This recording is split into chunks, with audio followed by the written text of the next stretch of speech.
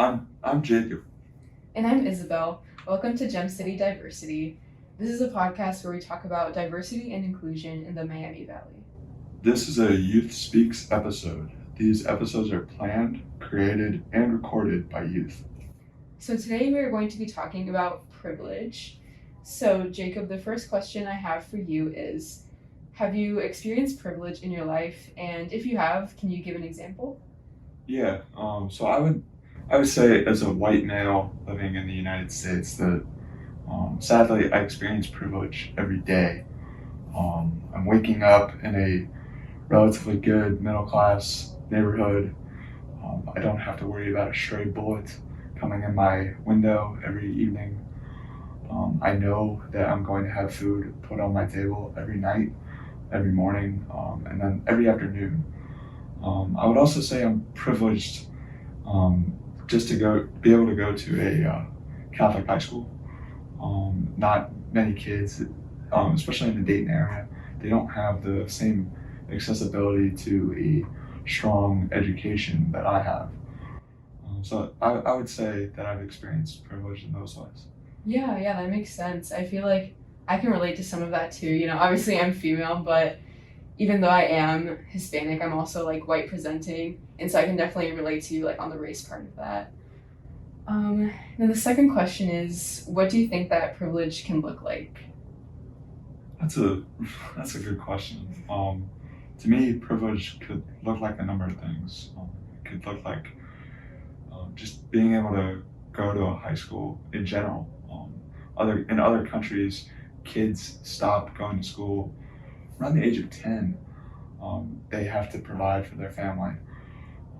Luckily, I don't. I'm not in that same scenario. I would also say that privilege can look like me being able to drive a car without having to worry about getting pulled over for a speeding ticket and then end up in jail or worse. I there are very there were some very sad scenarios where if the person was white rather than black, that it would be a completely different story.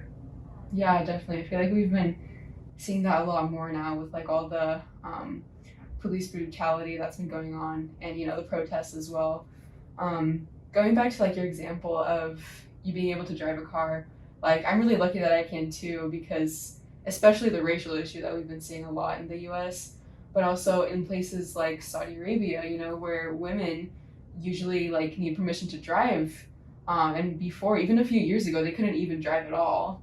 And now, they can a little more, but they still need, to be with a male figure. And of course, to leave to different areas and to leave the country, you need, permission from a male figure. So it's definitely a lot different than it is here in the US.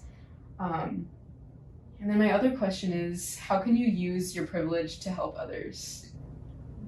So I would say I could use my privilege to help others just by being an advocate, presenting it as a tough subject, but being that it is important, just making it accessible to others to talk about.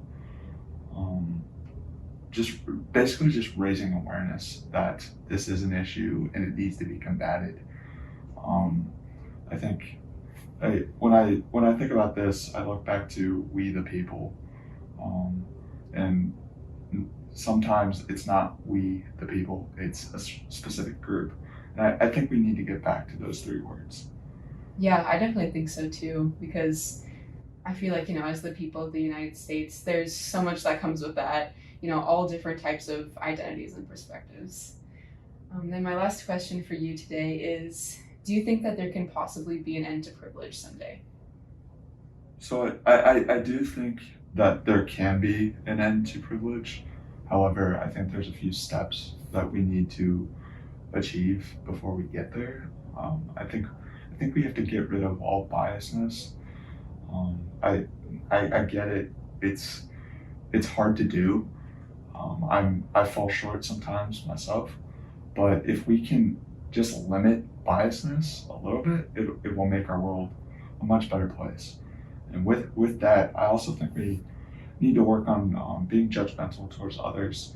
We don't know everything that that person is going through at a specific time. Their mom could have died. They might have failed a test. We don't know every person's identity, who they are on the inside. So I think we need to get rid of judgmentalism and then be also be more understanding Yeah. towards people. Yeah, definitely. That makes a lot of sense. I think it'll take a lot of work, obviously, as you said, but I think someday it is possible. Yeah. So thank you, Isabel, for having this conversation with me today. Thanks, Jacob. Really enjoyed talking with you. And listeners, make sure to tune in next Thursday for the next Youth Speaks episode. Thank you.